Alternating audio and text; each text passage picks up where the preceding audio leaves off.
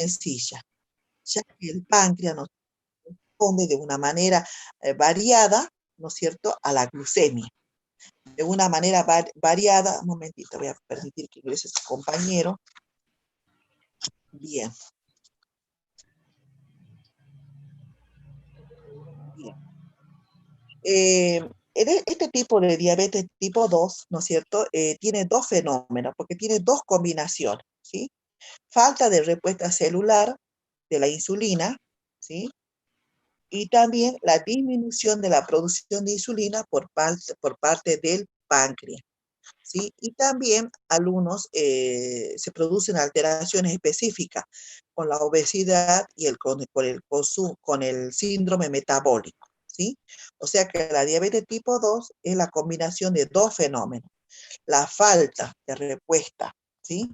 La falta de respuesta, un momentito.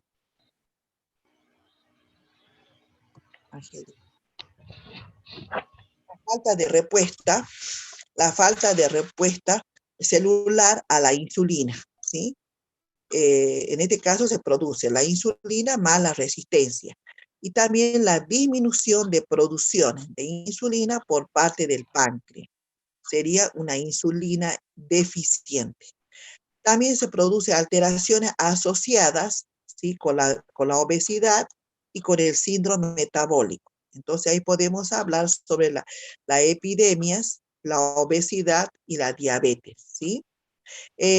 O sea, se relaciona específicamente la diabetes tipo 2, es una patología que requiere un tratamiento, ¿no es cierto?, de una dietoterapia, una dieta farmacológica, ¿sí? Una dietoterapia como también un tratamiento farmacológico, ¿sí?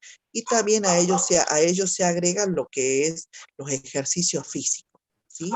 Bien, o sea, para, para dar solución a este tipo de patología, ¿sí? Bien, ahora vamos a hablar sobre la diabetes gestacional. La diabetes gestacional aparece, ¿no es cierto?, y se diagnostica en el curso de la edad gestacional, ¿sí? Otro tipo de diabetes que no son con mayor frecuencia son los defectos genéticos de las células betas, como también así las enfermedades pancreáticas, o sea, que producen diabetes, las infecciones, como por ejemplo la rubiola congénita, como también hace referencia a las ingestas de diversos fármacos, ¿no? También que pueden producir alteraciones metabólicas. Bien, ¿cuáles son los factores? Ya hemos nombrado algunos, tres tipos de diabetes. Tipo 1, que es específicamente todos los pacientes son insulinodependientes.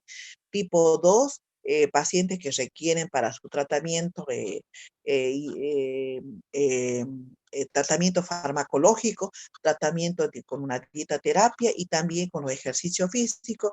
Y la diabetes tipo 3 hace relación específicamente a la diabetes gestacional, que aparece o se diagnostica en el curso del embarazo, ¿sí?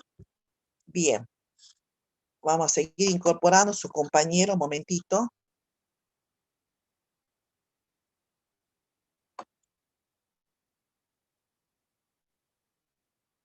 Bien, ahora vamos a hablar, alumnos, sobre cuáles son los factores de riesgo de la diabetes. Los factores de riesgo para la aparición de la diabetes, ¿sí? Cuando hablamos de individual, hace referencia a la persona. Cuando hay antecedentes familiares diabéticos, antecedentes de diabetes en la edad gestacional, factores inmunológicos, predisposiciones genéticas, ¿sí? Y también, ¿no es cierto?, habla sobre la intolerancia de la glucosa, sobre la intolerancia de la glucosa. Estamos hablando eh, cuando es individual, o sea, de la persona. Y vamos a hablar ahora cuáles son los factores de riesgo ambientales, ¿sí? Hace referencia a la sobrealimentación, falta de ejercicio, malnutrición, falta de ejercicio, malnutrición, alcoholismo, estamos hablando ambientales. Cuando hablamos de patológicos, estamos nombrando los factores de riesgo. Hace referencia a la obesidad, al síndrome metabólico, a la hepatitis crónica, ¿sí? A las enfermedades de la tiroides, también enfermedades, momentito, enfermedades de la tiroides, como también otras enfermedades metabólicas, ¿sí? Y también otros factores de riesgo con respecto a la medicación, ¿sí? Pacientes que en forma frecuente por distintas o por otras patologías, utilizan los diuréticos, también como otros tipos de medicamentos, pero lo más específico hace relación a los diuréticos, ¿no? Otros factores de riesgo cardiovasculares, ¿no es cierto? También, como la dislipemia, cuando, se produce por el aumento de los triglicéridos. Un momentito, estamos incorporando a su compañero, ¿sí? Estamos incorporando a su compañero a clase, ¿sí? Bien, bien. Habíamos manifestado también factores de riesgo cardiovasculares, como por ejemplo la dislipidemia, ¿no es cierto? Porque se produce por los aumentos de los triglicéridos y la disminución del HDL, ¿sí? Que son el colesterol, ¿se acuerdan uno? El colesterol malo y del colesterol bueno. Y también la hipertensión arterial, que pueda llegar a la persona, son uno de los factores de riesgo que lleva a la persona a la diabetes. Bien, acá vamos a hablar un poquito sobre la anatomía, que es muy importante hablar sobre la anatomía y la fisiología, ¿sí? Del páncreas. ¿Dónde está situado el páncreas? El páncreas está situado, ¿no es cierto?, en la cavidad abdominal, por debajo y detrás del estómago, ¿sí? Y está integrado por dos tipos de células diferentes. Habíamos nombrado una de ellas que son los islotes de Langermann, ¿sí? En este caso vamos a nombrar los acinis, ¿sí? Acini, ¿no es cierto? Que son enzimas digestivas que vuelcan al intestino y colaboran en la digestión de los alimentos, ¿sí? O sea que los acini, ¿eso qué quiere decir? Que segregan las enzimas digestivas que vuelcan hacia el intestino y colaboran con la digestión de los alimentos. En cambio, los islotes de Langermann, que son los encargados de la producción de insulina, eh, estas islas, hola, estas islas celulares están formadas por varios tipos de células. Entre ellos hemos nombrado anteriormente las células betas, las células alfas, o sea, la célula beta es quien produce la insulina, ¿sí? Es la más importante, ¿sí? Pero después tenemos la otra célula, como las células alfa, las células delta, las células productoras de las sustancias pancreáticas, ¿sí? Eh, Todos forman, ¿sí? O se relacionan entre sí, cumpliendo unas actividades diferentes. Por ejemplo, cuando hablamos de las células beta, produce insulina, ¿sí? Entonces queda bien en claro. Cuando hablamos de la anatomía y la fisiología del páncreas, ¿no es cierto?, que está situado en la cavidad abdominal, por debajo y por detrás del estómago, ¿sí? Y tiene diferentes células. Entre ellos vamos a nombrar los acini, ¿no es cierto?, que producen secreciones de secreciones o segregan enzimas digestivas, ¿no es cierto?, que por intermedio de ellos se vuelcan al intestino y colaboran con la digestión de los alimentos. Y después hemos nombrado anteriormente, cuando hemos definido lo que es la diabetes, hemos nombrado los islotes de Langermann, ¿sí? Que son los encargados de la producción de la insulina.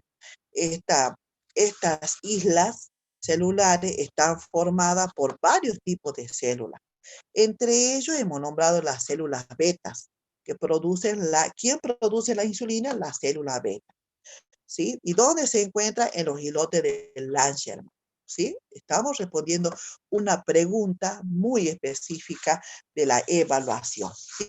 Bien, ahora vamos a nombrar, ¿no es cierto?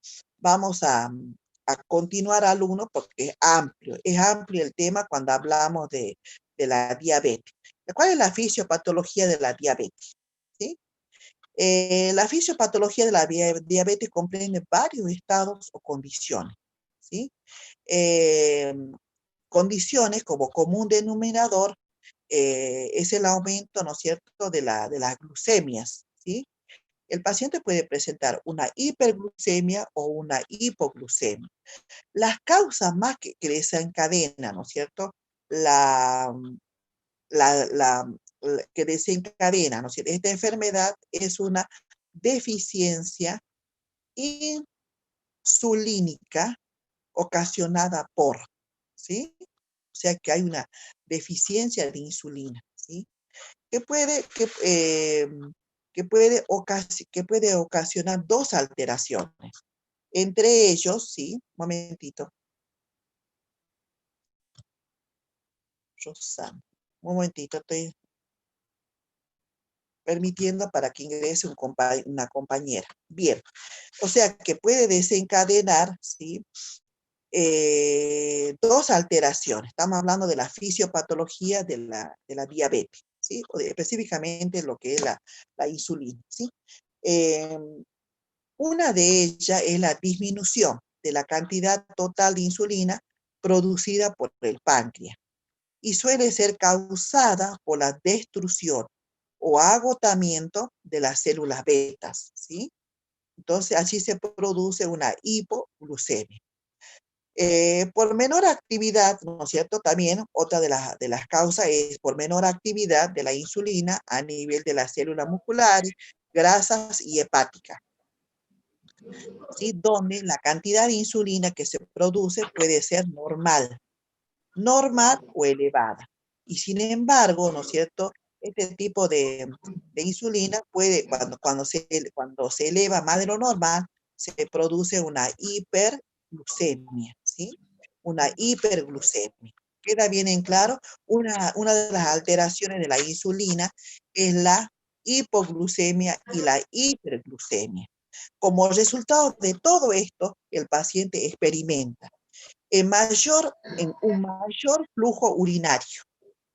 O sea que repercute, ¿no es cierto?, esta enfermedad específicamente en el aparato urinario. ¿Qué va a producir? Entonces vamos a nombrar cuáles son los síntomas específicos de la diabetes, ¿sí? Son tres.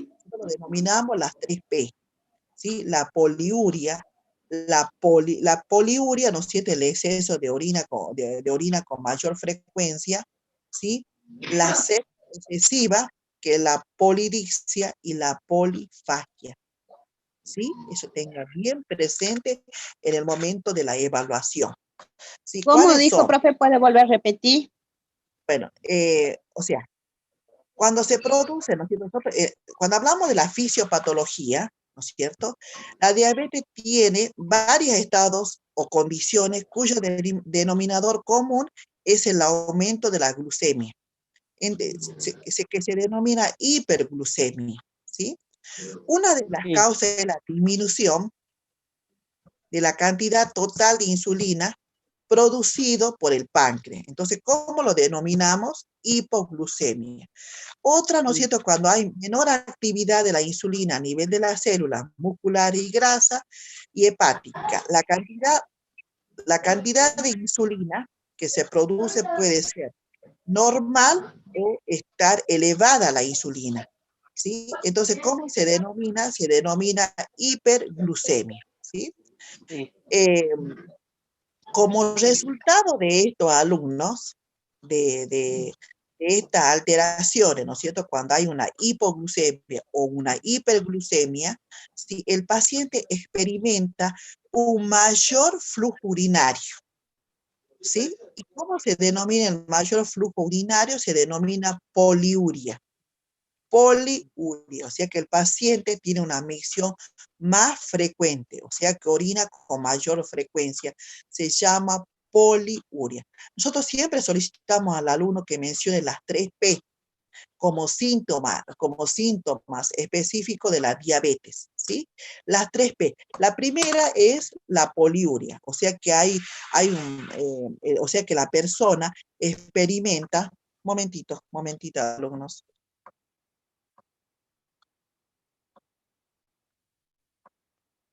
Bien, o sea que el paciente experimenta mayor flujo urinario, que se denomina poliuria, ¿sí? También el paciente presenta mucha sed, ¿sí? Que se denomina polidipsia. También el paciente presenta polifagia. ¿Qué significa polifagia? Polifagia significa eh, polifagia significa la sensación el aumento, ¿no es cierto?, del apetito, ¿sí? El aumento del apetito. Por eso se nos denomina las 3 P que son esenciales o específicas como síntomas cardinales, ¿no es cierto?, en un paciente con diabetes. Poliuria, polidipsia y polifagia. A ellos también se agregan otros síntomas, como por ejemplo la pérdida de peso, la fatiga también, la persona siente mucho sensación de cansancio. También específicamente, ¿no es cierto? Las heridas en las personas con diabetes son, las heridas tienden a tener una cicatrización muy lenta o no se cicatrizan, la visión borrosa, dolor abdominal. Si al uno queda bien en claro, los síntomas cardinales específicos de la diabetes son 3: poliuria, polifagia y polidipsia. El alumno, ¿no es cierto?, como pregunta de examen, ¿no es cierto?, dice polidipsia. Defíname qué es polidipsia, qué es poliuria. Poliuria, ¿no es cierto?, es la orina con mayor frecuencia, ¿sí? Polidipsia es el aumento de la sed. Polifagia, el aumento del apetito, ¿sí? También puede presentar fatiga, sensación de cansancio, pérdida de peso. Y también puede tener otros síntomas específicos, ¿no? Heridas que no cicatrizan, visión borrosa, dolor abdominal. Queda bien en claro, alumnos. Ahora vamos a ver cuál es la prueba para diagnosticar la diabetes. Se realiza mediante el análisis de glucemia, ¿sí? A través también de las pruebas de tolerancia de la glucosa, ¿sí? Es muy importante también para diagnosticar la diabetes. Recordemos, alumnos, para todo tipo de estudios requiere una preparación previa a la toma de muestra, ¿sí? Yo necesito prepararme para un control de glucemia, ¿sí? Para ello también uno tiene que ver mucho en la alimentación, ¿sí? La cena, una cena liviana, o sea que no contenga. Nos quedan 10 minutos de la primera reunión, alumno. Una cena liviana que no tenga mucho contenido graso. Y también, alumnos, también es muy importante que el día anterior a un control de glucemia no se ingiera abundante alimentos dulces, ¿sí? Porque seguramente que la glucemia va a estar alterada, o sea que va a producir una hiperglucemia, ¿sí? Una hiperglucemia. Por eso es muy importante la preparación del paciente al momento de un diagnóstico, ¿no? O sea, de un estudio para diagnosticar. Bien, o sea que habíamos hablado mediante el análisis de glucemia, como también o prueba de la tolerancia de la glucosa, ¿sí? Ahora vamos a nombrar cuáles son los valores de la glucemia, ¿sí? La glucemia en ayuna, ¿sí? Lo normal es de 70 a 100 miligramos barra decilitro, ¿sí? O sea, mg barra dl, ¿sí? Eso tengan bien presente. Es la glucemia, una glucemia normal, ¿sí? De 70 a 100 miligramos barra decilitro, ¿sí? Es muy importante conocer cuáles son los valores normales. También es muy importante, alumnos, la diferencia que hay en la glucemia en un paciente en ayuna, ¿sí? Como también el, como recomendación al alumno, ¿no? Es muy importante hacer la prueba de tolerancia de la glucosa en distintos horarios, antes del desayuno, antes del almuerzo, antes de la cena, ¿sí? Es muy importante, ¿sí? Para ver la prueba de tolerancia de la glucemia, ¿sí? Bien, cuando accede, ¿no es cierto?, a mayor o igual a 126, estamos hablando ya de un paciente diabético, ¿sí? En la tolerancia de la glucemia, un momentito.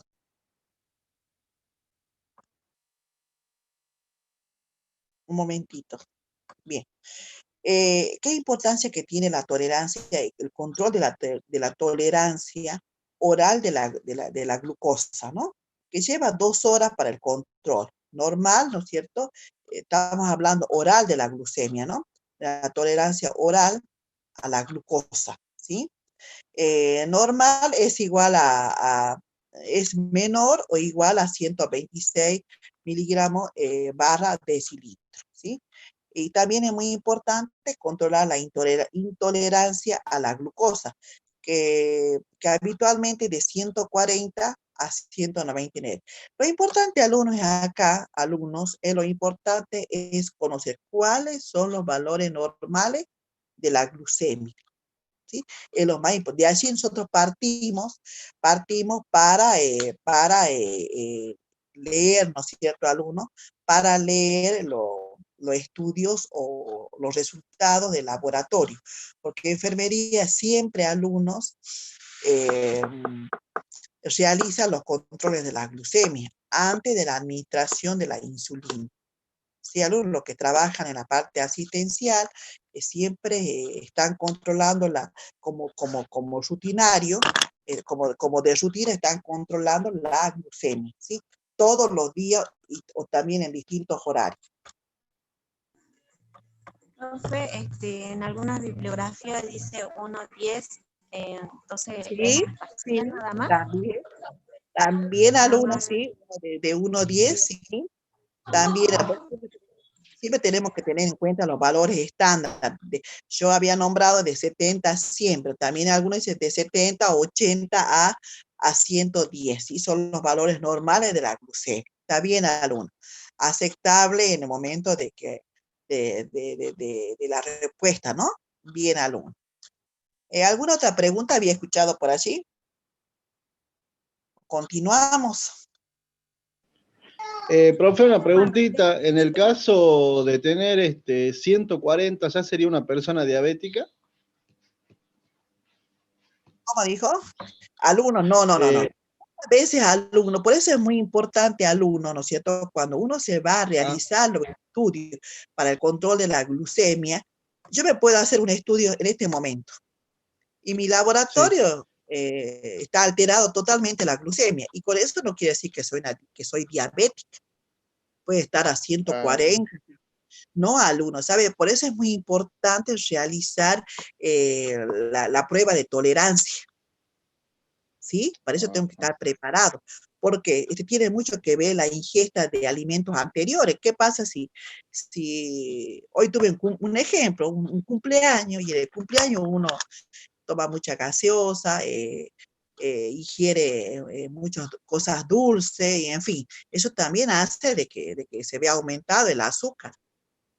Sí, alumno, entonces por eso es muy importante, no siempre la persona que al momento tenga alterado la glucemia ya es diabética, no, alumno. Por eso esto lleva a un estudio más profundo. Sí, ¿quién más? Hay Ah, la especialidad hay profesionales especializados en la diabetes, la de diabetóloga, ¿sí? Entonces, la persona quien le va a realizar todo tipo de diagnosticar. pruebas. ¿Ah? O sea, va a ser quien le diagnostica si la tiene o no la tiene. Claro, sí, una dieta, va a poner una dieta, le van a controlar, o sea, va a hacer la prueba de tolerancia, algunos llaman la curva también, ¿no? De la glucosa, Ah, ¿sí? ¿En qué momento? bien. Antes del té, después del té, antes del almuerzo, o sea, son diversos procedimientos para hacer un diagnóstico final, porque muchas veces al uno, una persona, por eso es muy importante el interrogatorio, la valoración a la persona. ¿Sí? Claro. También es muy importante preguntar los antecedentes también, ¿sí? Porque uno, Ah, yo le preguntaba, muchas, profe, yo le preguntaba porque, por ejemplo, en el caso de mi mamá es diabética. sí, Y yo, por ejemplo, soy llegado a 140 en enero, el enero pasado. Por eso siempre me quedé con esa duda y en ocasiones que yo me hice el control con el glucómetro, siempre me dio 120, 130. sí, sí, sí, ¿usted ha seguido haciéndose otro tipo de estudios? No, no, no, no, no, no.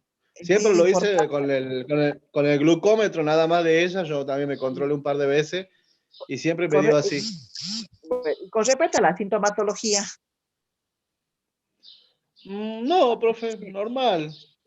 ¿sí? Bien, de todas maneras, viste, como le dije anteriormente, para hacer un diagnóstico requiere hacer un estudio profundo, antes, después, bueno, en qué momento me voy a controlar la glucemia, puedo sentir cefalea, dolor de cabeza, visión borrosa. O sea que la visión borrosa se puede, o sea, para tener en cuenta que no solamente la diabetes, sino tenemos también las otras patologías, como por ejemplo la hipertensión arterial, también el paciente presenta visión borrosa, ¿sí? Porque ha disminuido la presión o también más ha aumentado la presión, ¿sí? Por eso es muy importante sobre estudios eh, complementarios específicos.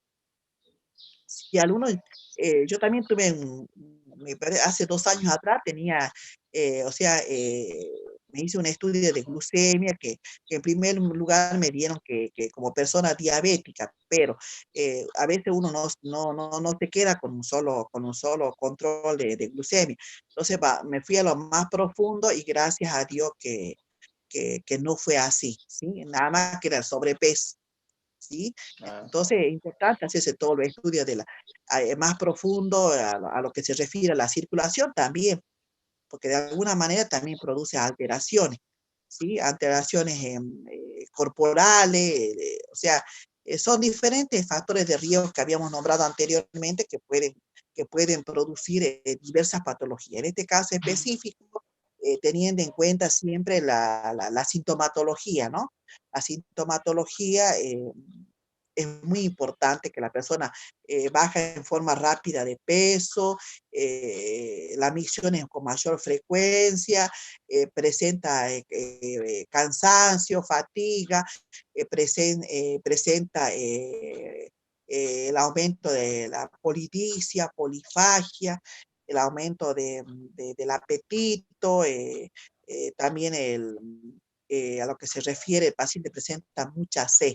Si alumno, entonces,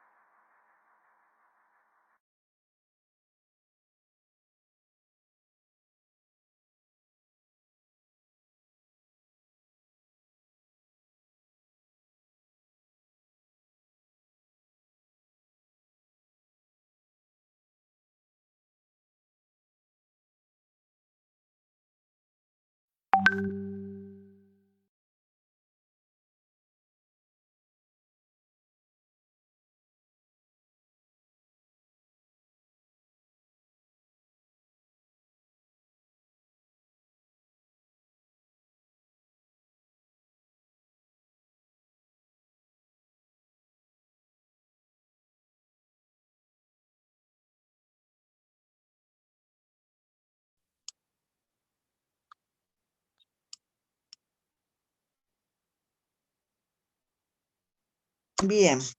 ¿Se llega bien la comunicación, alumnos? Hola. Sí, sí, profe, sí. Bien, bien, bien. Sí, profe. Por favor, los micrófonos. Buenas tardes.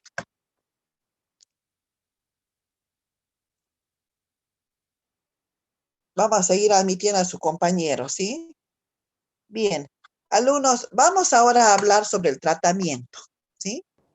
Eh, es muy importante, alumnos, que la persona, ¿sí? O sea, la persona que padece de esta enfermedad, eh, se realicen los controles con mayor frecuencia, ¿sí? Porque, alumnos, cuando la persona presenta una hiperglucemia, ¿no es cierto?, tiene mayor riesgo. ¿Cuáles son los mayores riesgos? Son de complicaciones, de lesiones o de disfunciones, o sea que algunos órganos van a dejar de funcionar en forma paulatina o se van a producir fallos en diversos tejidos y órganos. Por eso es muy importante, alumnos, que este tipo de, como la diabetes, es muy importante, alumnos, es el control. Llevar un control estricto, ¿sí?, en su enfermedad. Es una enfermedad crónica que a la larga trae diversas consecuencias y también deja secuelas. En este caso, ¿no es cierto?, si el paciente presenta una hiperglucemia, ¿no es cierto?, he mencionado anteriormente que se van a producir lesiones y, y también fallos en algunos de los tejidos y órganos. Principalmente, alumnos, ¿sí? Momentito.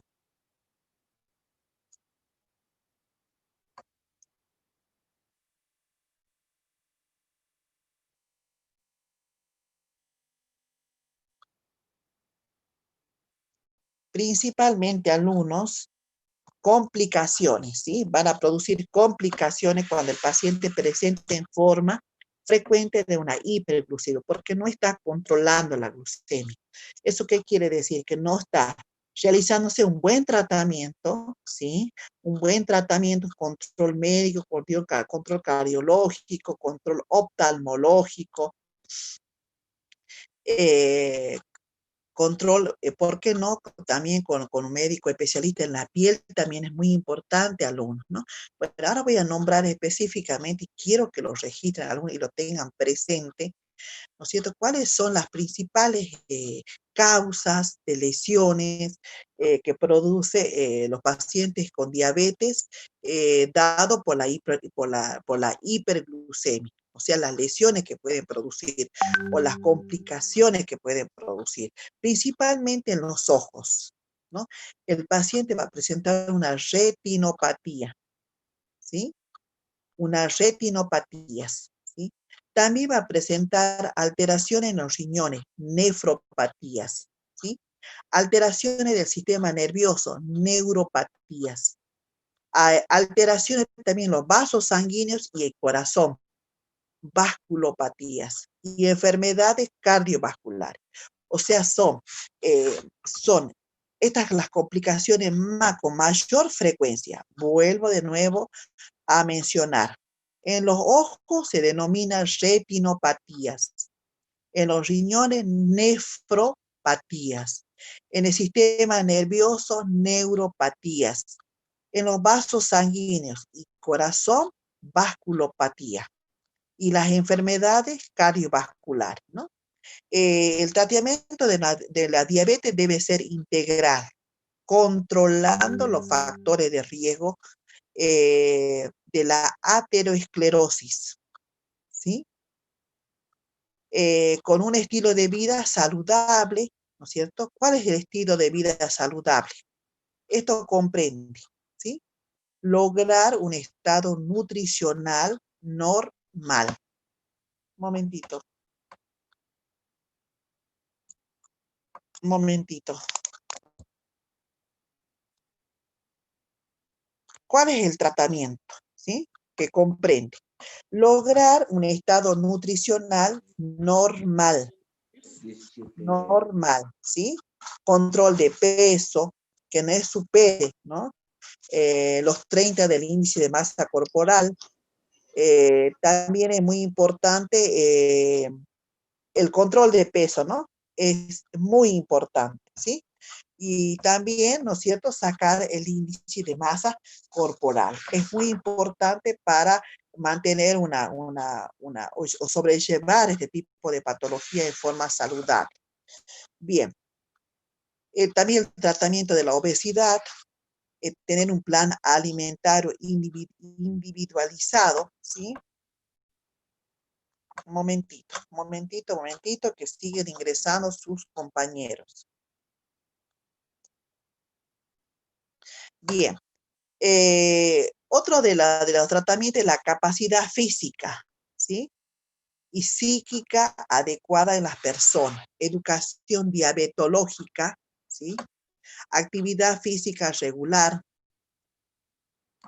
Actividad física regular. Evitar el sedentarismo, ¿sí? Vamos a evitar el sedentarismo. Y también lograr la normoglucemia, o sea, mantener una glucemia normal. ¿Sí? Mantener una glucemia normal. Momentito.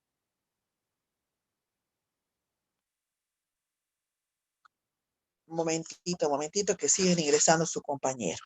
O sea, lograr una normoglucemia. Eso significa que voy a mantener una glucemia controlada en forma periódica, ¿sí? El aumento del monitoreo glucémico en ayuna. También es muy importante el estudio de laboratorio, lo que se refiere a la glucosuria de 24 horas.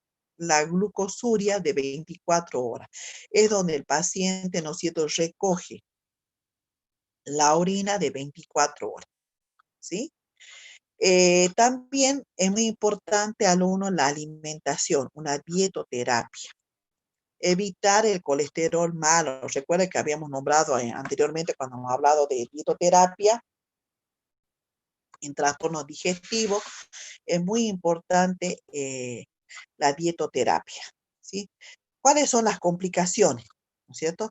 Vamos a evitar las complicaciones crónicas. La prueba y exámenes especiales regularmente. Examen físico, control de presión arterial, examen de ojo, exámenes de los pies, el electrocardiograma, prueba de proteínas en la orina, ¿sí? Y también el tratamiento farmacológico precoz, ¿sí? Cuando no se compensa con la alimentación y con la actividad física. Por eso es muy importante también el tratamiento farmacológico para mantener, ¿no es cierto?, la glucemia, o para lograr la normoglucemia, o sea, mantener una glucemia normal, no solamente el tratamiento farmacológico puede mantener normal la glucemia. Para eso también es muy importante la alimentación y también la actividad física, ¿sí? Bien, ahora vamos a hablar, alumnos, sobre la medicación, ¿sí? Los pacientes con diabetes tienen un papel muy importante en el control de la enfermedad, o sea, debe controlar la enfermedad. Dentro de ese control es necesario mantener el nivel adecuado de la glucemia para evitar a algunos los resultados de toxicidad, ¿sí?, de la glucosa en los tejidos, ¿sí? Y asegura, ¿no es cierto?, el buen funcionamiento del organismo, y evitar la aparición de complicaciones. No se logra en forma adecuada con un plan alimentario, con actividad física. Por eso es muy importante, ¿no es cierto?, para mantener, mantener una glucemia normal, es importante agregar, ¿no es cierto?, una medicación en forma precoz o escalonada, ¿sí? La medicada, especialmente para este tipo para la diabetes, ¿no es cierto?, que para la diabetes eh, eh, está indicada la insulina o los hipoglucemiantes orales, ¿sí? Hipoglucemiantes orales. Un momentito.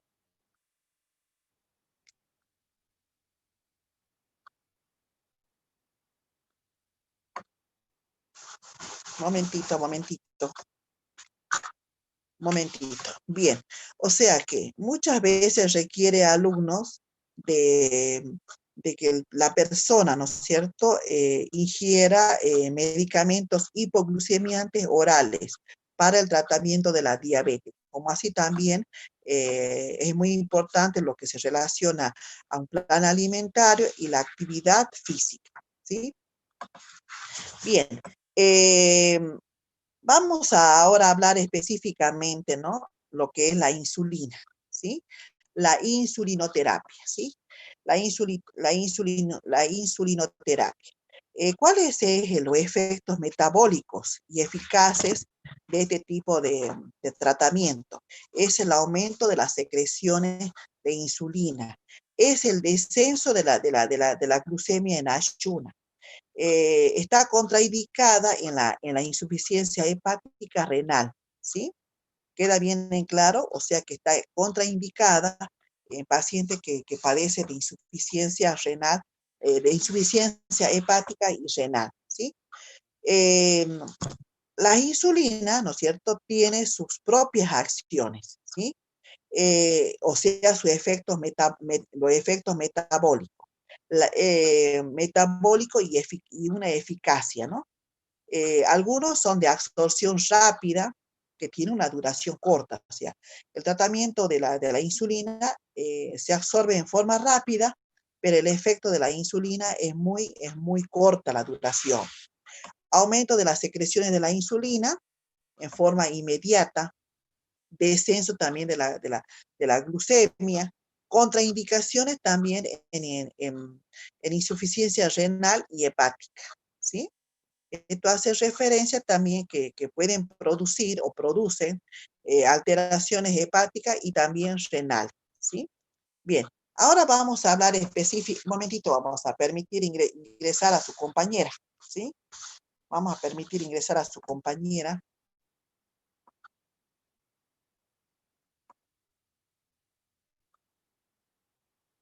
Bien, Cruz Marcela. Bien, vamos a hablar específicamente de la insulina, ¿sí? Insulina. También alumnos, ya mencionamos anteriormente la absorción, ¿no? Hay de absorción lenta, hay de absorción rápida, de absorción semilenta, ¿no? Semilenta. Por eso es muy importante, alumno, es mencionar, ¿no? En primer lugar, vamos a comenzar mencionando cuál es el origen de la insulina. Son tres. Todos son preguntas de evaluación, alumno, ¿sí? Tenemos la insulina, ¿sí?, humana. La insulina, ¿sí?, la insulina humana que puede ser sintética, puede ser biosintética o semisintética, ¿sí? Es la insulina humana. Como también tenemos la insulina de origen animal, que son la bovina, que se distinguen de la humana solo por 2 aminoácidos. Y la porcina, diferenciada por un solo aminoácido. Queda bien en claro. De origen, voy a preguntar, nómbreme los orígenes de la insulina. ¿Puedes repetir? Van a nombrar origen humano, ¿sí? Origen humano. que puede ser biosintética o semisintéticas, ¿sí? Y también las insulinas de origen animal, que son la bovina, ¿sí? Que se distinguen de la humana solo por tener 2 aminoácidos. Y también de origen porcina, diferencia que tienen un solo aminoácido. Queda bien en claro. El origen de la insulina son 3. Humano y de origen animal son la porcina y la bovina. Nada más que hay una diferencia entre la de origen animal, que la bovina, con la humana, porque tienen 2 aminoácidos. En cambio, la porcina tiene un solo aminoácido. Ahora vamos a ver la pureza de la insulina, que también es muy importante en el momento de realizar o de la utilización de la insulina para un tratamiento en pacientes con diabetes. Se habla específicamente, alumnos, de la concentración, ¿sí? De la concentración. La concentración, ¿no es cierto? Viene una presentación de frasco de insulina de 40 unidades, de 80 unidades, que son, la de 40 son unidades internacionales, ¿sí? La insulina de 80 unidades, la insulina de 100 unidades. Entonces, cuando le pregunte, nómbreme, ¿sí? Nómbreme la concentración de la insulina. ¿Cuál es la presentación?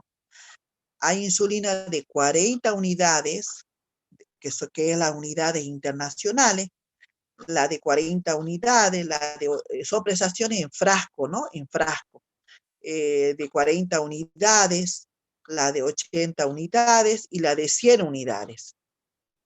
Ahora vamos a mencionar la acción de la insulina, ¿sí?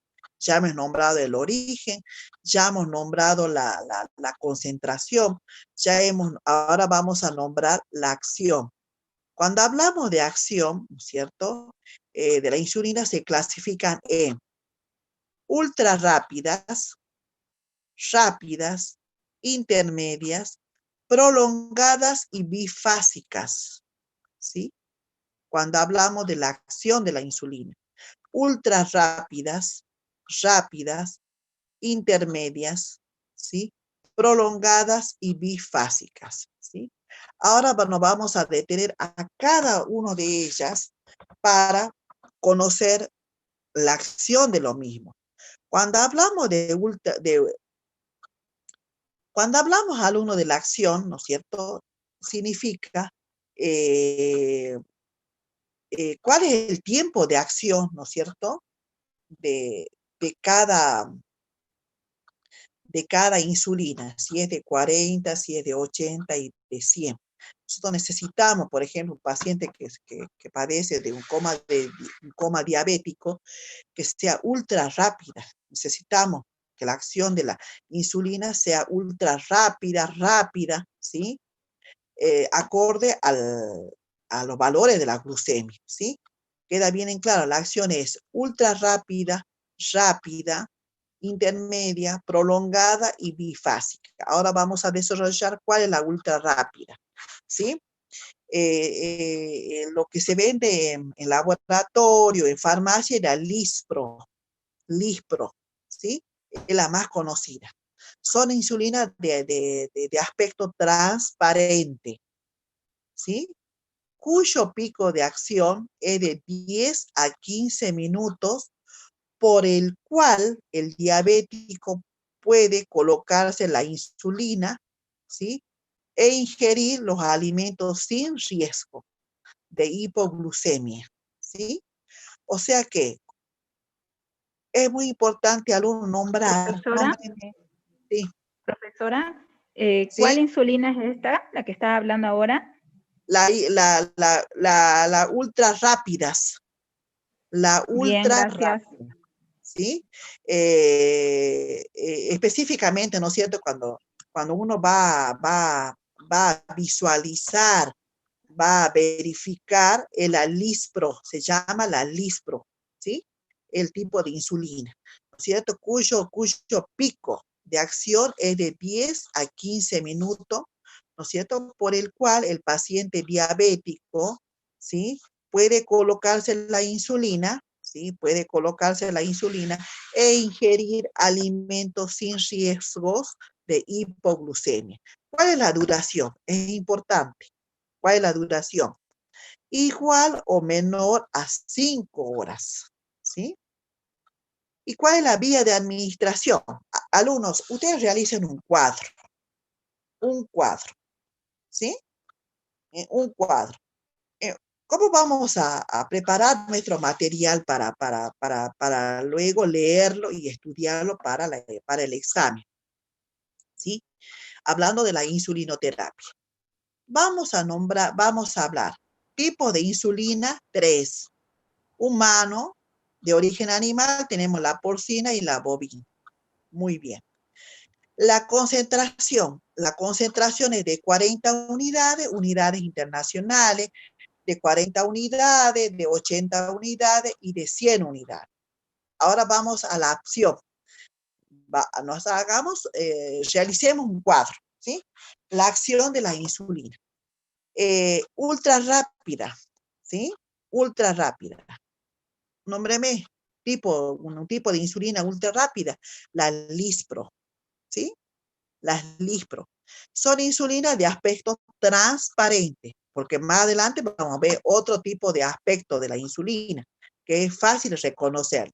O sea que las ultra rápidas son de aspecto transparente. ¿Y cuál es el pico de acción? De 10 a 15 minutos, ¿sí? Donde el paciente puede administrarse, ¿no es cierto? Se administra este tipo de insulina y también el paciente puede ingerir alimentos sin riesgo de hipoglucemia. ¿Cuál es la duración? Es igual o menor a 5 horas. Vía de administración: subcutánea, endovenosas e intramusculares. Al finalizar este tema de la insulinoterapia vamos a ver una gran diferencia.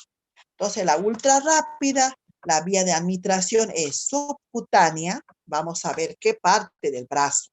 Subcutánea, endovenosa subcutánea, endovenosa e intramuscular. ¿Sí? Queda bien en claro, alumnos. Ahora vamos a ver la de acción rápida. La insulina de acción rápida o corriente, ¿no?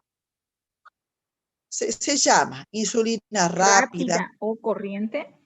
rápida o corriente, o cristalina. Tiene 3 nombres, hasta 4.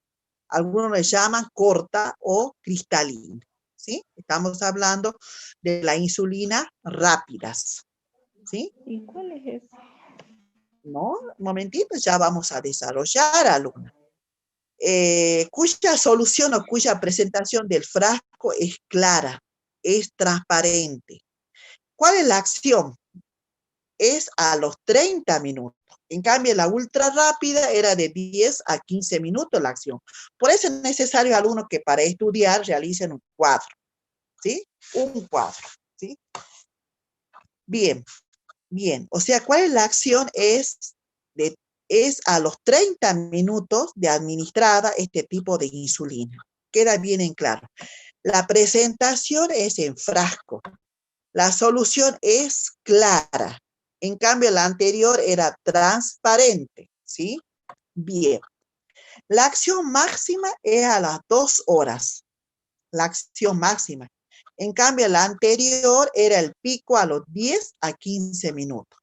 Ustedes busquen la diferencia. A medida que van realizando ese cuadro, van a ir buscando la diferencia de la acción de la insulina rápida, ¿sí? Bien. Vamos a volver a reiterar. ¿Cuál es la acción? Profesora, disculpe que la interrumpa. Usted había dicho en acción, la clasificación eran ultra rápidos, intermedios, prolongados y No, bifásico. ¿Cuál viene a ultra ser lo rápido, rápidas. corriente? No, Sí, ultra rápidas, rápidas, sí. intermedias, Me faltó prolongadas rápido. y bifásicas. Me faltó Bifásicas. rápida. ¿Sí? Bien, gracias. Bien, ahora vamos a desarrollando cada uno de ellos. Ya hemos desarrollado lo que es la insulina ultra rápida, ¿sí? Ahora estamos desarrollando lo que es la insulina rápida, también conocida como corriente, o sea, la insulina rápida o corriente o cristalina o corta. De esa manera usted lo va a escuchar, ¿sí? Cuando muchas veces, por favor, urgente colocar, ¿sí? 10 unidades de insulina corriente, o de insulina cristalina, o de insulina corta. Es la rápida, ¿sí? ¿Sí? O sea, se la conoce por rápida, por cristalina, por corriente o por corta, ¿sí? Entonces usted tenga siempre eso presente, ¿sí? Bien, que el frasco tiene la presentación de una solución clara, transparente, ¿sí? Cuyo comienzo de acción es a los 30 minutos, la máxima a las 2 horas, y tiene una duración de 6 horas. Vamos a ver cuál es la vía de administración. La vía de administración es subcutánea, endovenosa, intramuscular y peritoneal. ¿Queda bien en claro? Intramuscular y peritoneal, ¿sí? Endovenosa, subcutánea, endovenosa, intramuscular y peritoneal, ¿sí? Bien, ahora vamos a mencionar la insulina intermedia, ¿sí? Bien,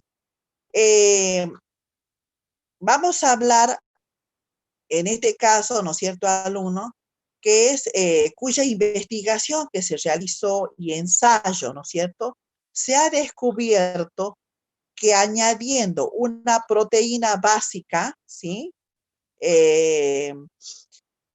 o una sustancia como el zinc, se podría retardar la acción de la insulina y le da el aspecto turbio, ¿sí? Es suficiente, alumno, que mencione que la insulina intermedia, ¿sí?, se ha añadido o se ha mezclado, ¿sí?, sustancias como el zinc, ¿no es cierto?, que le da un aspecto de, de, de, de un aspecto turbio, ¿no es cierto?, el contenido del frasco, ¿sí? El contenido del frasco. Estamos hablando sobre la insulina intermedia, ¿sí? Estos dos sustancias, ¿no es cierto?, de acción intermedia, eh, es utilizado, ¿no es cierto?, en la actualidad que son las insulinas lentas, ¿sí? Las intermedias son las insulinas lentas. Nos quedan 10 minutos de la segunda reunión, alumno, ¿sí? Lentas y la insulina, muy poca utilizable, ¿no? Muy poca utilizable. La más conocida, ¿no es cierto?, es la NPH. Usted acuérdese de la NPH, que es la insulina intermedia, cuya acción es muy lenta, ¿sí? Es muy lenta. Es una suspensión de cristales de insulina entre lo que es el zinc y los cristales de protamina, ¿sí? Lo importante, alumno, que acá que usted lo que ustedes lo no, si hay una indicación sobre la administración de insulina intermedia, ustedes se van a acordar en forma rápida de que son las insulinas lentas, ¿sí? La más conocida es la NPH, la insulina NPH, ¿sí? ¿Cuál es la acción de esta insulina? ¿Sí? Comienza más rápida entre la hora y media. a 2 horas, ¿sí? Alcanzando el pico máximo, ¿sí? Entre 8 y las 12 horas. ¿Cuál es la duración total?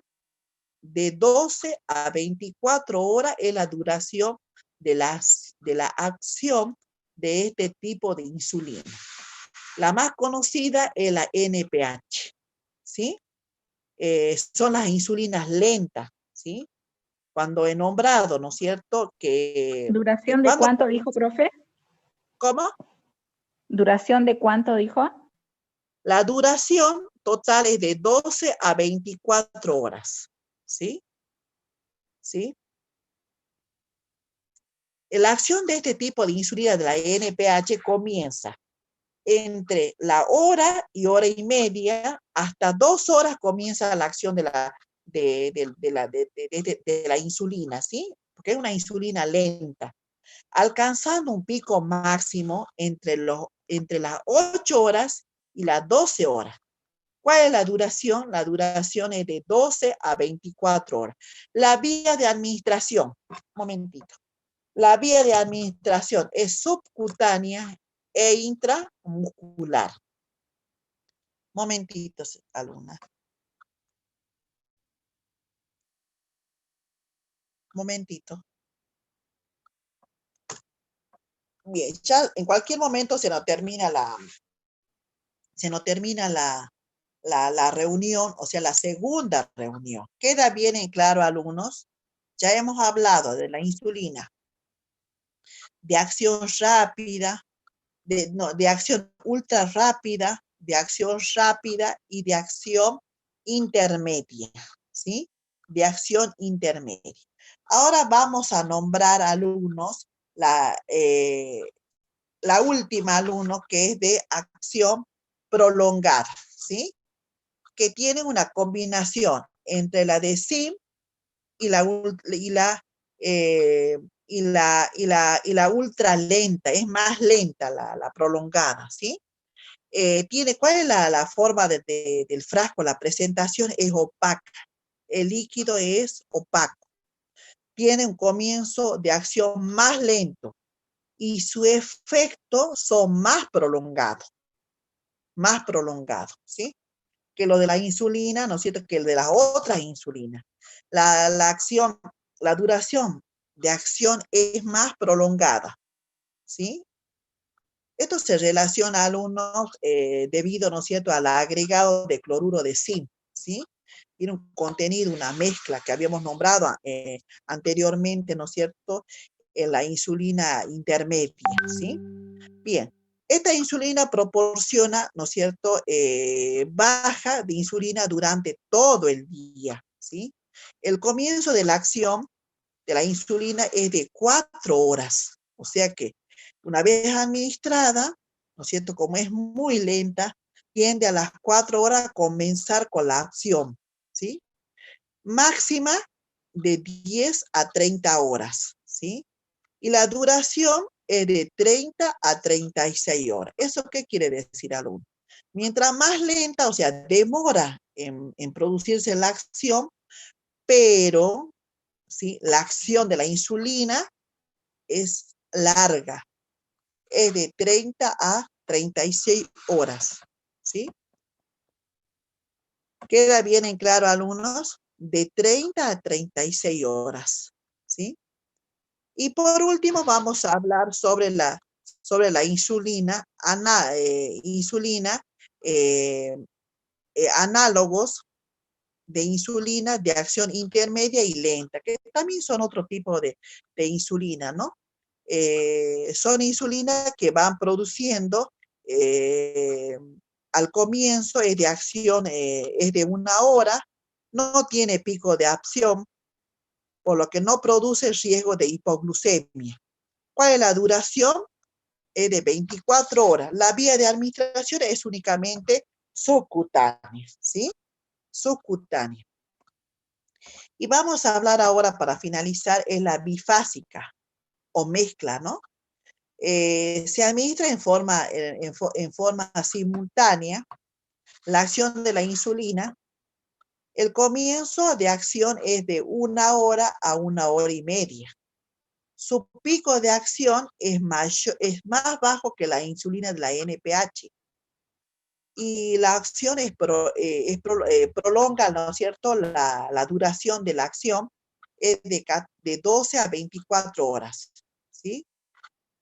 Con reducción de riesgo de hipoglucemia, o sea que no hay riesgo de que el paciente padezca de hipoglucemia. ¿Y cuál es la vía de administración? La vía de administración es subcutánea, ¿sí? Subcutánea.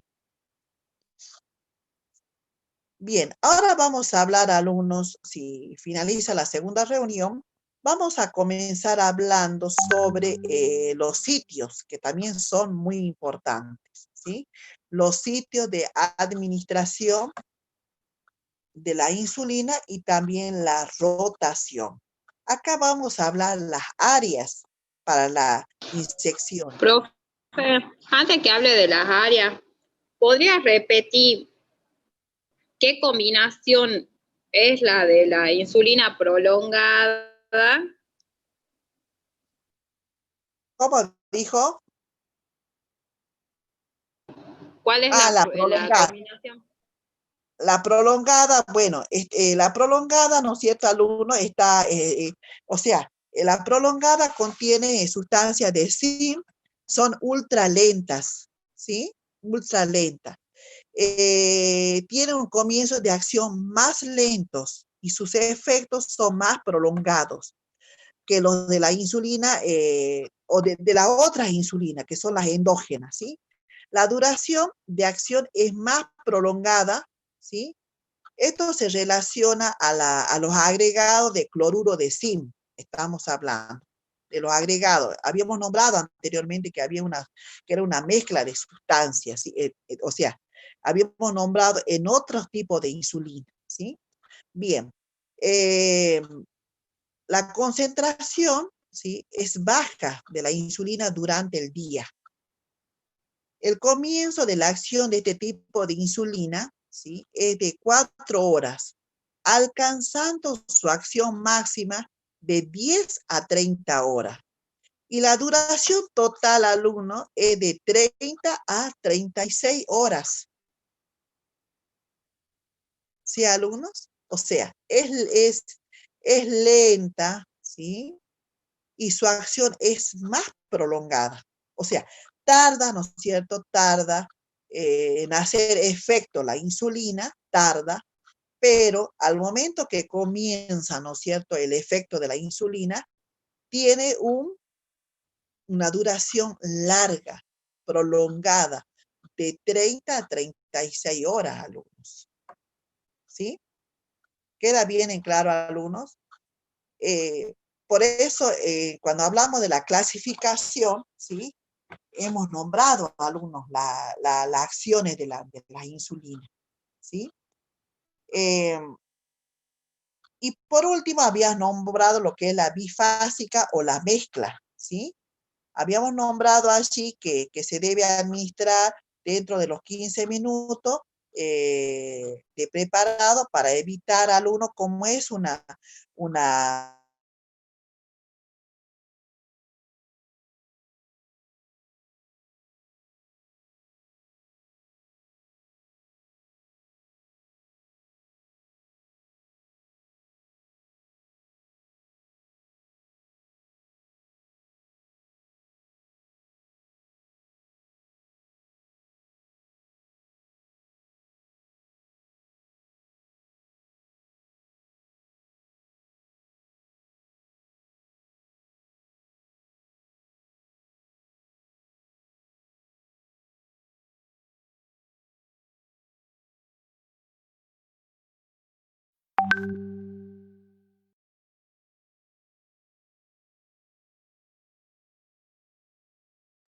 Me quedé en acción prolongada que dictó y ya anoté, pero ella después de acción prolongada nombró otra más y recién nombró la bifásica. ¿Alguno anotó eso?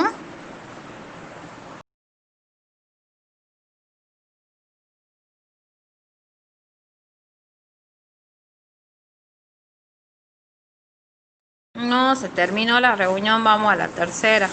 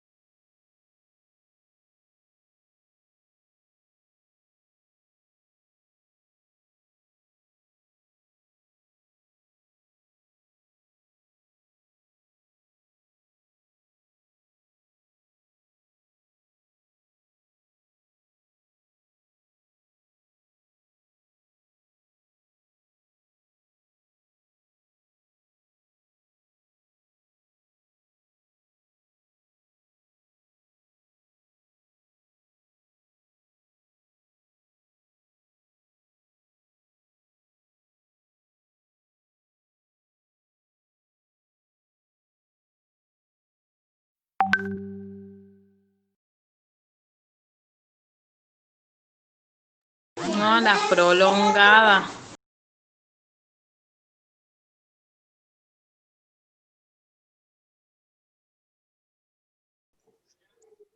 Hola, ¿Podrá volverme a explicar hola, profe? hola. Sí, Profe, Hola, profe. sí. ¿podrá volverme a explicar después de la prolongada lo que dijo? Porque se me cortó el internet y ya no pude anotar. Bien, señorita, ¿sí? Vamos a esperar que ingresen sus compañeros. Alumnos, vamos a Profe. profundizar un poquito con la bibliografía, ¿no? Todos los temas que estamos abordando están en la bibliografía de Brunner. Vamos a agregar un poquito más, vamos a investigar la patología que estamos desarrollando, ¿sí? Es muy importante, alumnos, tener bien siempre presente cuál es la acción de la insulina, ¿sí? Es muy importante también leer en forma reiterada los alumnos, en forma reiterada, a fin de evitar errores, ¿no? Errores en la administración de la insulina, ¿sí? Porque no todos los pacientes se administran insulina de acción rápida, ultra rápida o de acción intermedia. Bien, acá lo que la señorita mencionaba es de la acción, discúlpeme, de la acción prolongada. Hola. Sí, Hola. profe, le escucho. De la prolongada dijo que era muy lenta, de una acción de 4 horas, un máximo de 10 a 30 horas y una ¿Sí? duración de 30 a 36 horas. Y ahí me quedé. Perfecto, ¿no es cierto? Perfecto. Así, o sea, o sea, ahora vamos a ver la administración de la insulina. La administración es subcutánea e intramuscular. Estamos hablando de la acción prolongada. Luego, o sea, por último, habíamos hablado sobre la bifásica, ¿sí? Sobre la bifásica. La bifásica o mezcla, ¿no? Se administran las insulinas simultáneamente, la insulina de acción rápida y la de acción prolongada. Es una mezcla la bifásica, ¿sí? Se administra simultáneamente de acción rápida y de acción prolongada, por lo que regula, ¿no es cierto? Juntas, o sea, discúlpeme, por lo que regularmente, ¿no es cierto?, se mezclan juntas, momentito, se mezclan juntas en una jeringa y se debe administrar dentro de los 15 minutos de preparado. Estamos hablando de la insulina de acción bifásica o mezcla, ¿sí? Bien. Eso entonces no se puede hacer por separado, ¿no? Porque los médicos sí O sea que nos dicen que administren. se mezcla, ¿no es cierto? Algo por eso se llama bifásica o mezcla de insulina de acción rápida y de acción prolongada. ¿Sí? Se mezcla en una jeringa, se debe administrar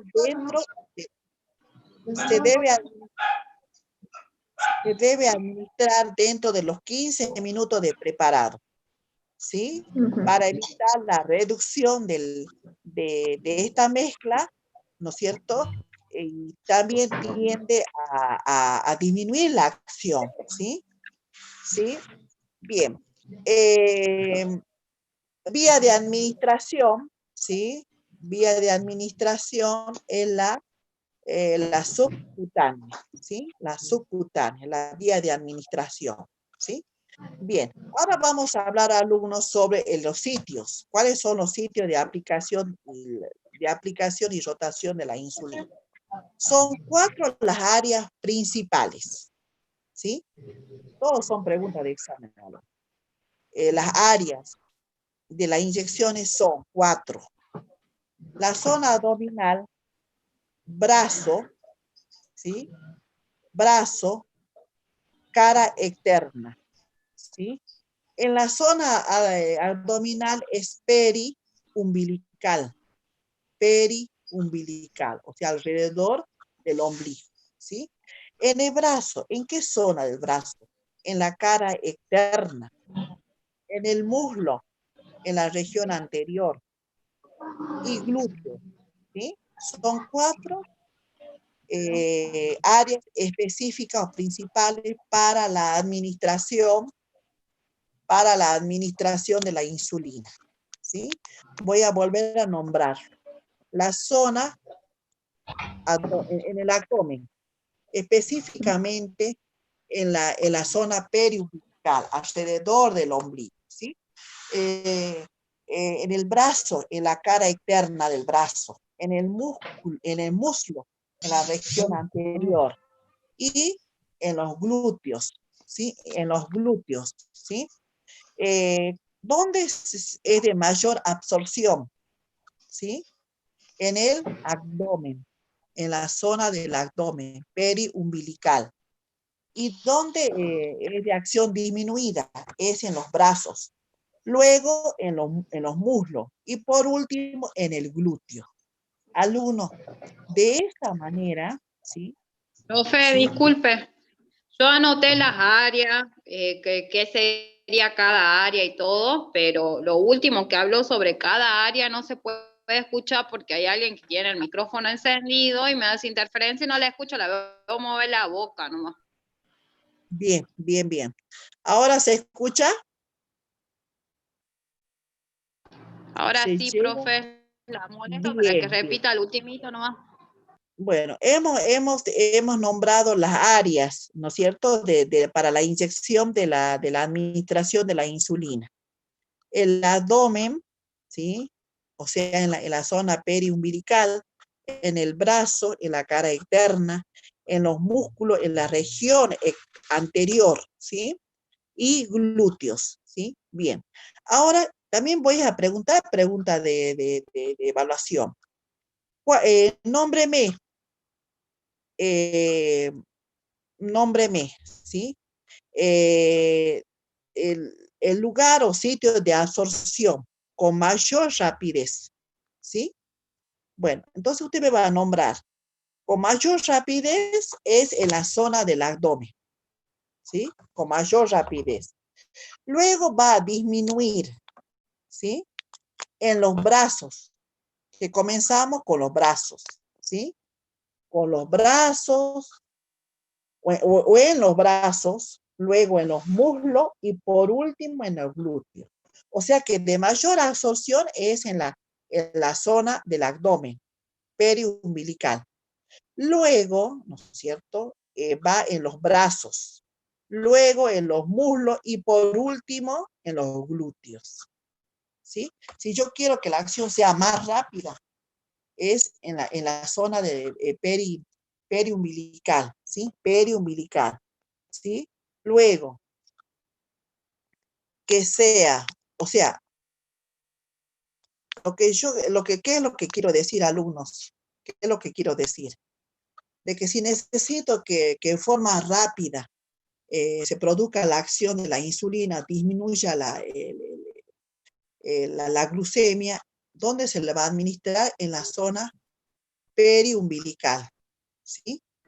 Luego, ¿no es cierto?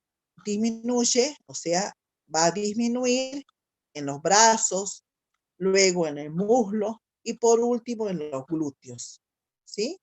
Es de criterio, alumno, es de criterio, ¿sí? Es de criterio. ¿Queda bien en claro, alumnos? Nómbreme, alumno, en qué zona se absorbe más rápido o con mayor rapidez. En el abdomen, en la zona periumbilical. Muy bien. ¿Y en qué sitio de donde se absorbe con más lentitud, por decir? ¿En qué zona? En el glúteo.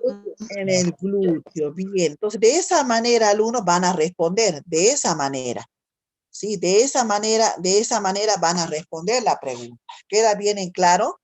Por eso es muy importante, alumno, es nombrar los sitios, ¿sí? Nombrar los sitios. Entonces, ahora voy a nombrar cuál es el material que necesito para la administración de la insulina. ¿Qué material voy a necesitar? ¿Qué material? ¿Una jeringa? ¿De cuánto? ¿De cuántos centímetros? De 1 centímetro. De 1 De centímetro. 1, profe. ¿Y la aguja? Subcutáneas. Muy bien. Bueno, depende si es intramuscular, endovenosa o subcutánea. Bien, bien, bien, muy bien. Y las agujas son de 6, o sea, la medida, ¿no? ¿Sí? O sea, la más pequeña, ¿sí? La intradérmica, como lo llamamos nosotros, ¿sí? La intradérmica. Bien.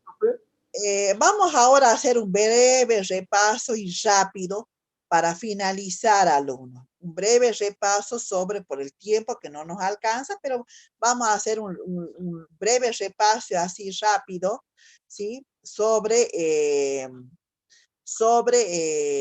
la insulinoterapia, ¿sí? Hemos nombrado que la insulina, ¿sí? Son de origen bovina, porcina, humana, ¿sí? El tiempo de duración, tenemos la ultra rápida, ¿no es cierto? La más conocida de la insulina es la Lispro, ¿sí? Usted tenga presente la Lispro, ¿sí? Las rápidas son las cristalinas, ¿sí? Las intermedias son la NPH, ¿sí? Las lentas son la protamina, ¿sí? Que dan una mezcla de los zinc. Las concentraciones, habíamos nombrado de 40 unidades, de 80 unidades, de 100 unidades hemos nombrado. Los envases, eso no hemos nombrado. ¿Cómo está? ¿Cuál es la presentación de los envases? Son de 10 centímetros cúbicos, ¿sí? De 10 centímetros cúbicos viene la presentación de los frascos. La jeringa también es muy importante. Las jeringas son, en algunos casos utilizamos las tuberculinas y luego son la que utilizamos con mayor frecuencia son la insulina, ¿no? La jeringa, ¿no? Luego también vamos a nombrar cuáles son los sitios también. Los sitios de la administración de la insulina que hemos nombrado, en la zona abdominal, específicamente periumbilical. Luego hemos nombrado los brazos, en la parte externa, en el muslo, en la región anterior. Luego hemos nombrado en el glúteo, ¿no? Son 4 zonas específicas de la administración de la insulina. Son 4 zonas específicas. ¿Queda bien en claro, alumnos, sobre la insulinoterapia? ¿Queda bien en claro? Alumnos. Sí, sí, profe. Sí, profe. Bueno, ahora vamos a ver cuáles son las pautas de la administración de la insulina, las pautas, ¿sí? Que es muy importante. Realizar un buen lavado de manos, verificar la fecha de vencimiento de la insulina, examinar la suspensión de la insulina, ¿no es cierto? Específicamente lo que es la intermedia y la prolongada, ver el envase, si no tiene otros aspectos que no nos muestran que tienen una alteraciones, ¿no? Eso es muy importante, ¿no? Eh, es muy importante también la conservación, ¿sí? La conservación de la insulina, ¿sí? ¿Dónde vamos a cuánta temperatura vamos a conservar la insulina? ¿En qué parte de la heladera? ¿Sí? En la parte de la puerta al uno. ¿Por qué? Porque hay una temperatura más baja, de 2 a 4 grados. Si al uno, es muy importante al uno tener siempre presente en qué lugar de la heladera vamos a guardar la insulina. Las insulinas. No inyectar insulina fría, porque produce dolor. Dejar que alcance la temperatura de ambiente si es que estuvo guardado en la heladera. ¿Sí? Realizar el control de la glucemia previa antes de administrar la insulina, ¿sí? Es muy importante. Aplicar la insulina antes de la comida, esperar el tiempo necesario acorde a la insulina inyectada. Recordar también es muy importante recordar al paciente el tiempo de acción de la insulina. Realizar la asepsia. Un momentito. Vamos a realizar la asepsia del sitio, ¿no es cierto?, donde se va a realizar el tratamiento. Conservar la insulina, o sea, ¿cómo vamos a conservar la insulina? Espera un momentito.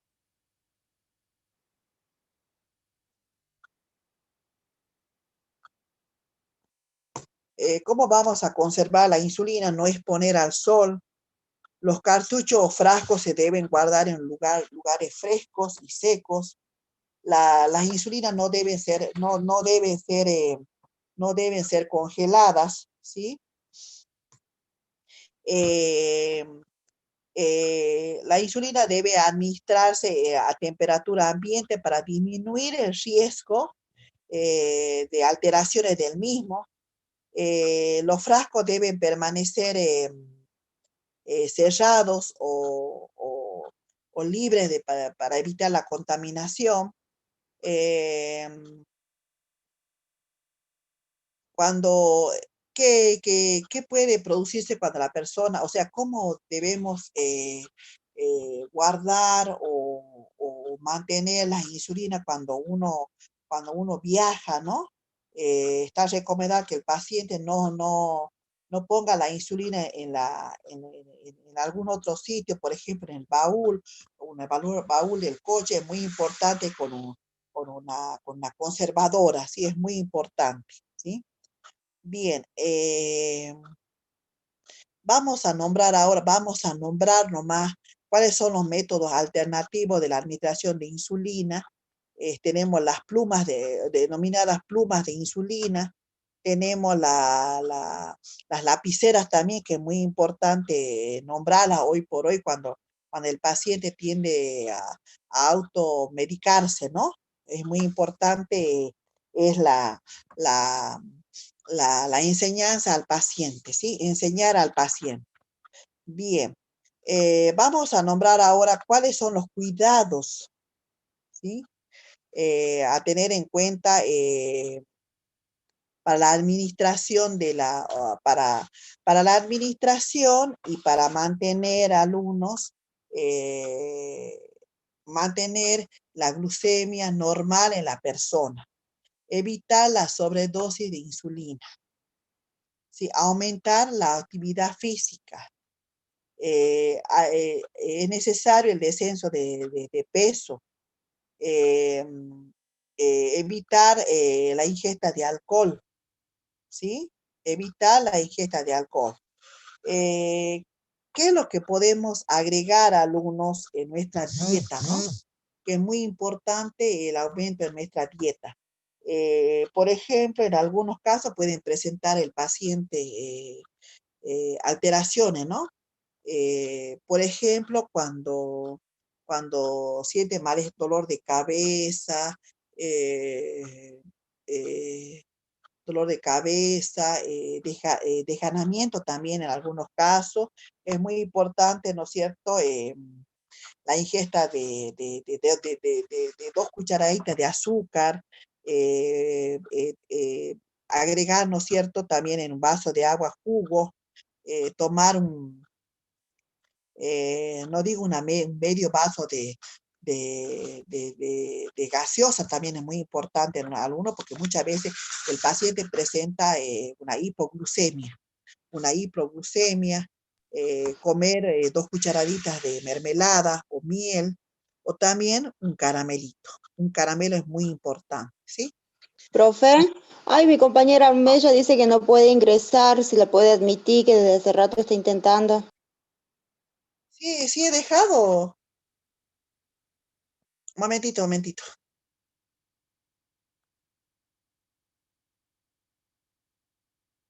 Un momentito, un momentito.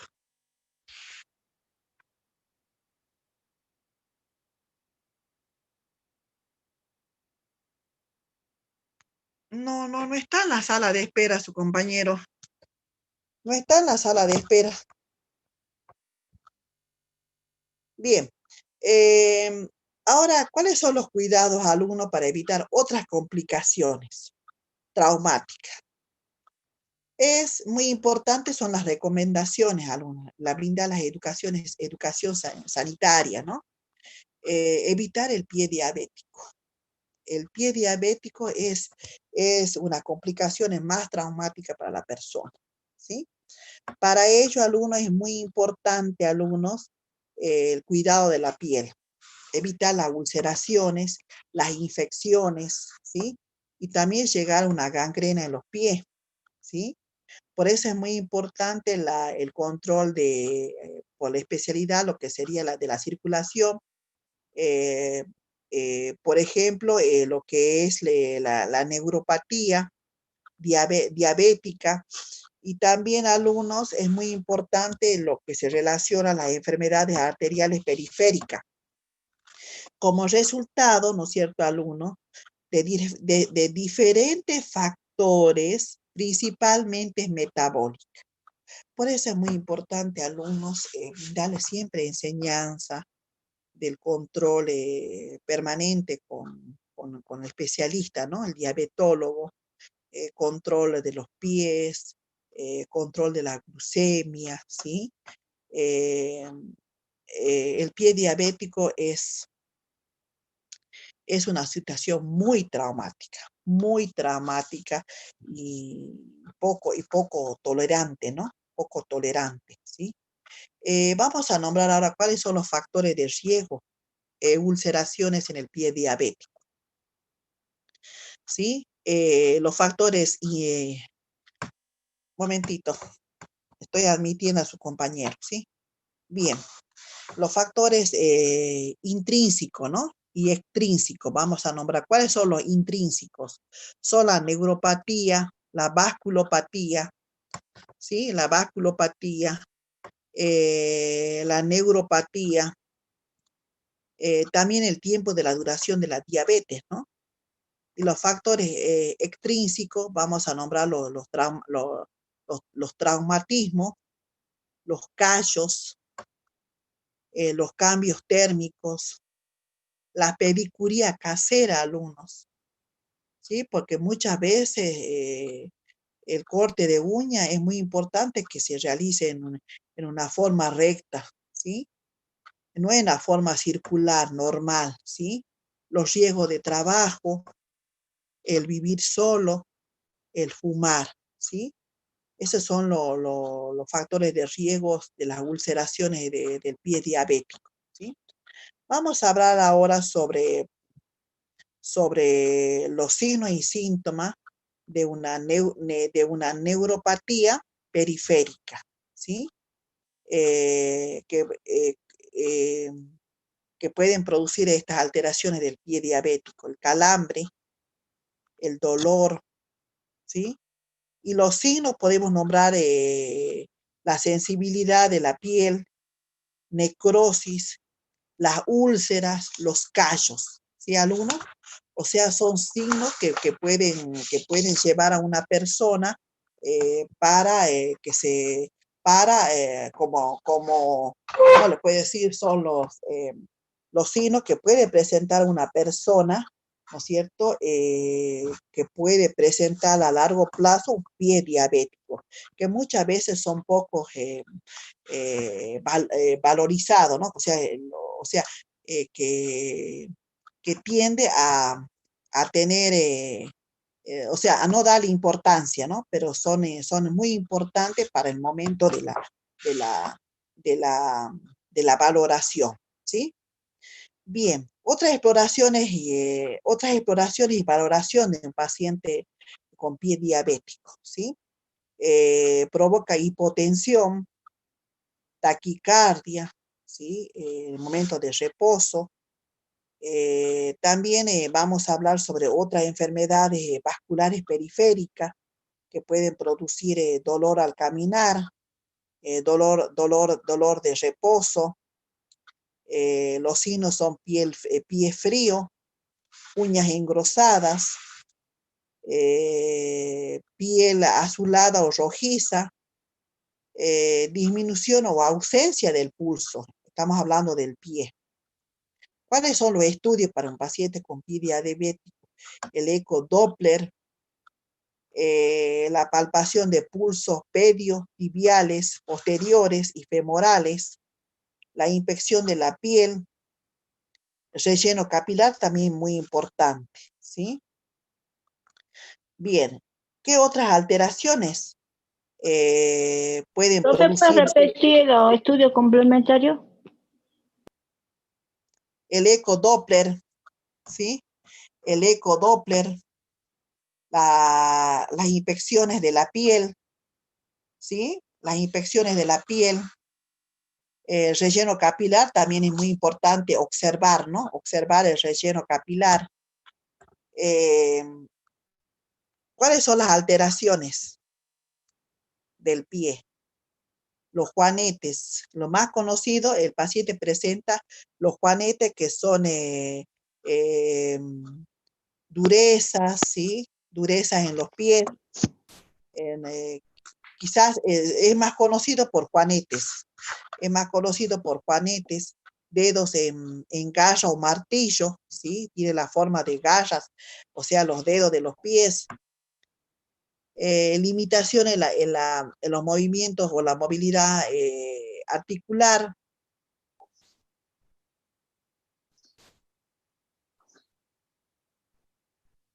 ¿Cuáles son las exploraciones y métodos de diagnóstico, ¿no? También. Radiografía de ambos pies, inspecciones de los pies, ¿sí? Otro factor infeccioso que lleva al pie diabético son generalmente se producen hongos, falta de higiene, humedad constante, ¿sí? También en algunos casos se solicita, en algunos casos se solicita cultivo de secreciones o tejido, de secreciones y tejido.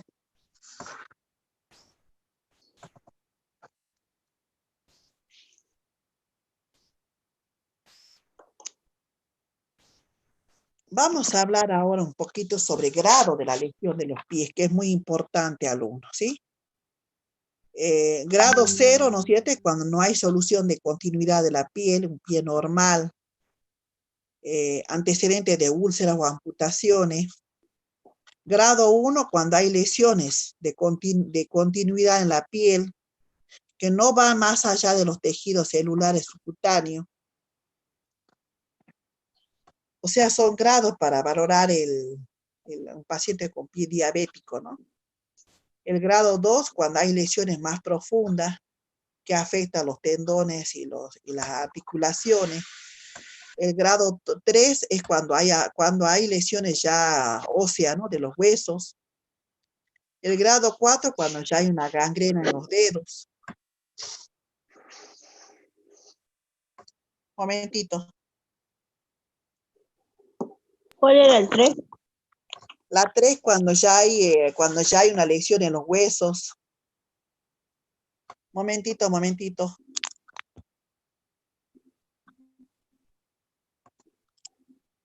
Bien.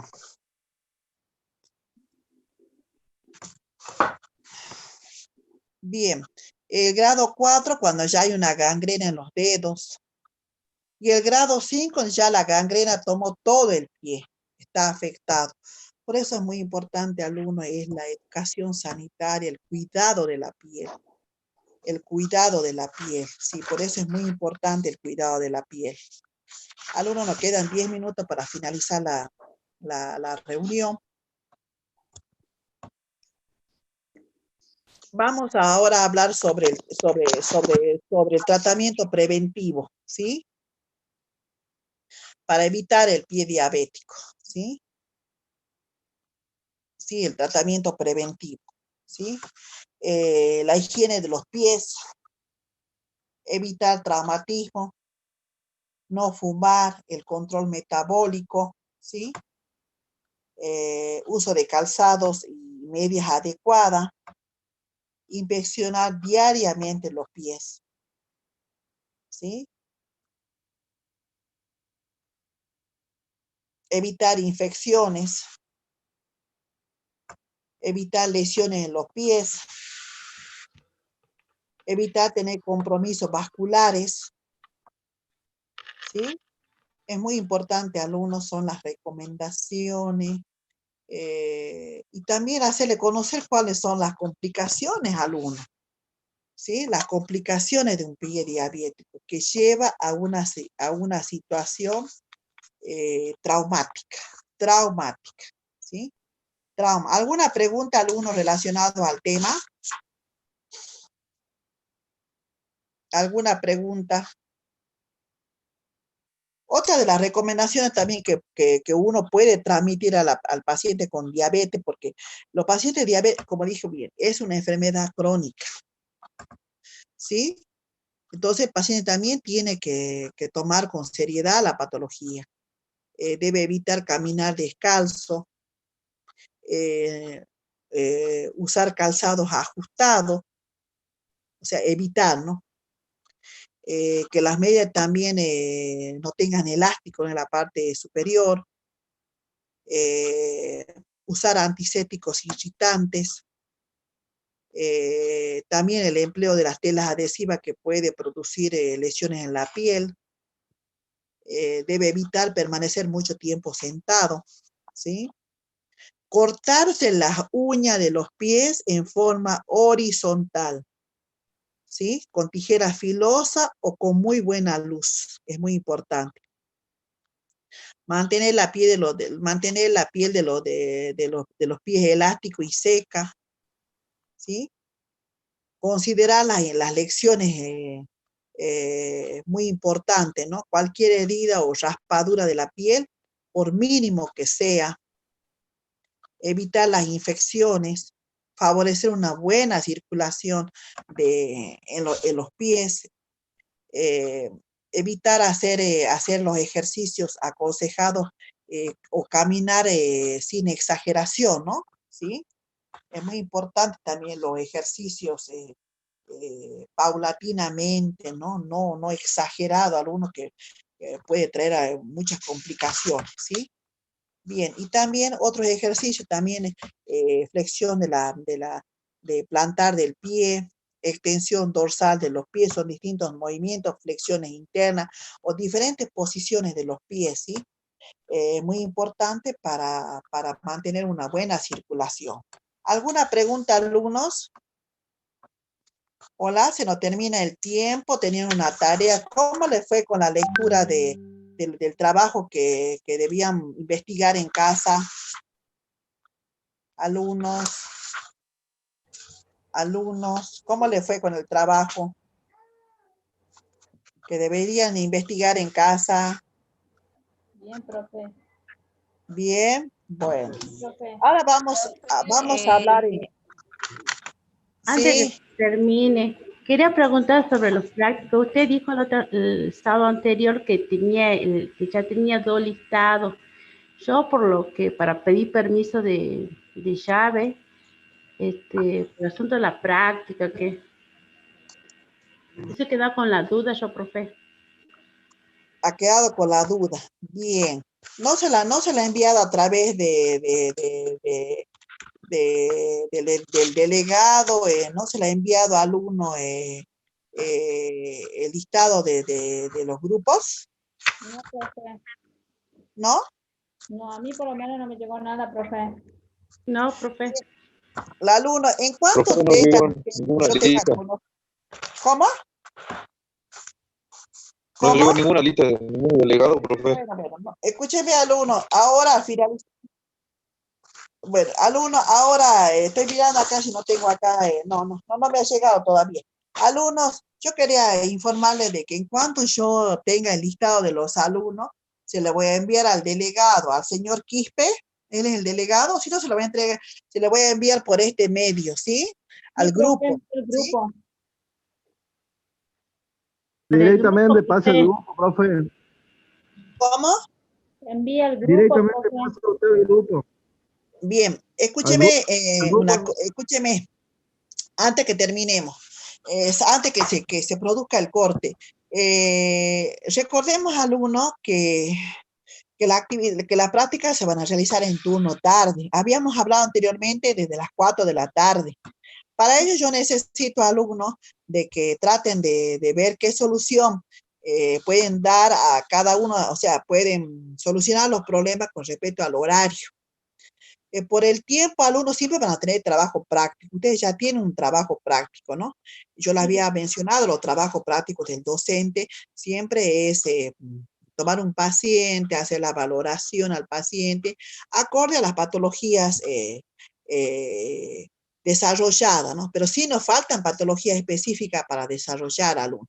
Por ejemplo, si yo en casa tengo una persona hipertensa, puedo profundizar el tema de la hipertensión, que tenía ya el trabajo práctico para hoy día, ¿no? O sea, que era para que vayan desarrollando en casa, ¿no? Por ejemplo, un paciente con ACV. Sí, entonces voy a buscar cuál es el significado de la patología del ACV, la clasificación, el tipo de ACV que presenta el paciente. Entonces vamos a tomar un paciente, sea en el lugar donde trabajamos o de alguna familia o en el entorno familiar, un paciente que presenta diabetes u otras alteraciones, alumnos, ¿sí? No es nada imposible, alumno. Uno puede investigar sobre una patología. Sí, Lo profe. importante es definir la patología, buscar los signos y síntomas, ver los estudios complementarios, los cuidados de enfermería. ¿Sí? Alumnos, en cuanto yo tenga ya, en este caso, yo le había mencionado ya el grupo que va a formar parte, ¿no? De la práctica, yo la había mencionado anteriormente, era el grupo conmigo, ¿no? Conmigo es el grupo de la comisión A y C. Pero por ahora no tengo todavía el listado.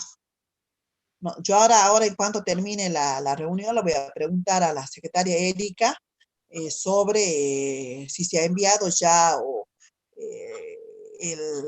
si se ha enviado las comisiones para los diferentes docentes, ¿no?